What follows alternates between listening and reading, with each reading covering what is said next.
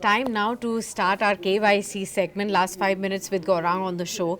Gaurang, the sector and the segment that we've chosen today for our KYC is Bajaj Housing IPO, and with that respect, the current listed players, the promoters, Bajaj Finance and Bajaj Finserv, in that light, as to how should investors be really looking at this opportunity. Next week, the first thing that we will be focusing on is this IPO after a long haul from the Bajaj Group to hit the street. It's an about 7,000 odd crore rupees IPO, fresh issue of about 4,000 crores, 3,000 crore rupees, and offer for sale as well.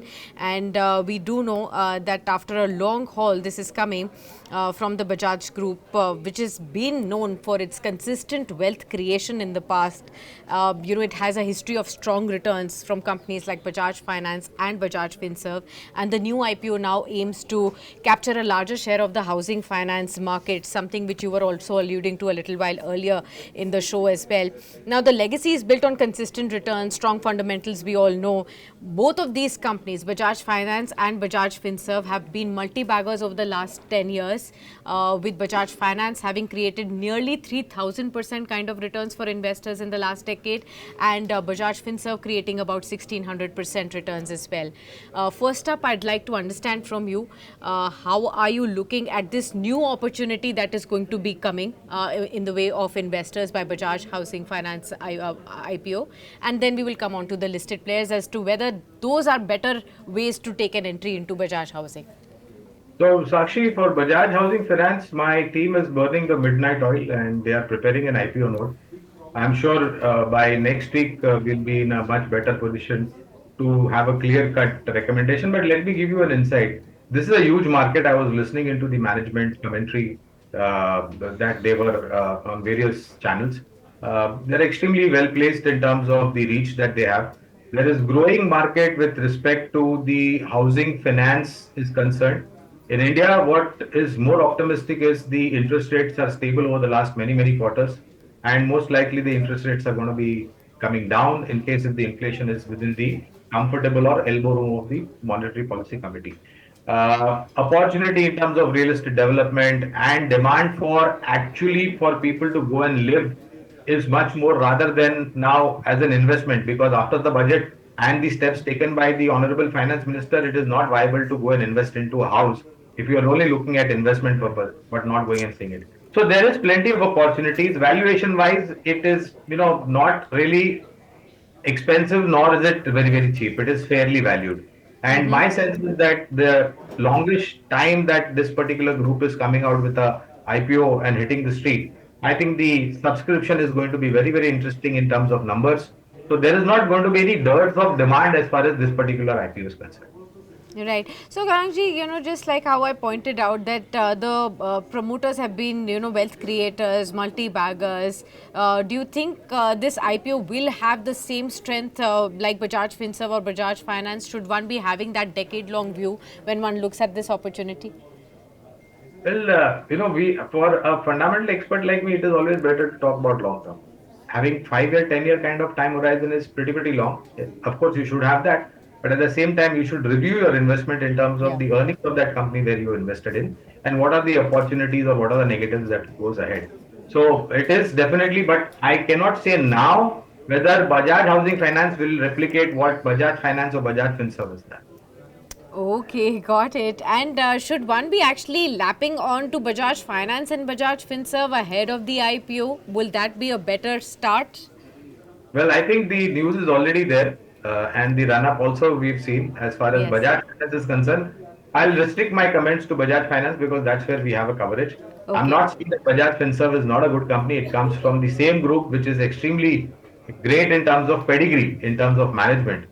So all the companies are good, but since the regulation restricts me to comment only on companies where we have coverage, if you ask me whether one should invest from a long-term point of view, notwithstanding what happens to Bajaj Housing Finance, I think standalone also the business is very good for Bajaj Finance. All right. Well, we'll leave you at that. Thank you so much, Gaurang, for being with us on this very special edition, sharing all those wonderful insights like you always do with our viewers. And season's greetings yet again to you. Thank you so much for, showing your presence on daily calls. And we hope you'll be coming here more often to help our viewers connect directly with you, many of whom are your big fans and followers. Thank you so much. Thank you so much, Sakshi. All the best. Thank you. And with that, viewers, we will now welcome another guest on the show. We are now joined by Mr. Rudra Murthy, and you have been spotting him on many occasions on our shows as well. He is the research head at Vachana Investments. Warm welcome to you, Rudra. Thank you so much for taking the time out. Season's greetings to you. It's Ganesh Chaturthi tomorrow, so we are hoping for wellness to flow in into your lives personally and professionally right in this entire year. And we hope that you will be continuing to guide all our viewers in that same spirit like you always do. We were started already discussing with that KYC segment of ours, so I just want to first take your views also before we go ahead on the market outlook and take rest of the questions from our viewers. But on our KYC segment today, we were discussing an opportunity which is going to come by way of Bajaj Housing Finance next week for an IPO, and of course their promoters, Bajaj Finserv and Bajaj Finance. How are you looking at this entire space right now? Where do you think investors should be looking at for the best benefits in case there are any to be flowing in with this new IPO that's coming onto the street?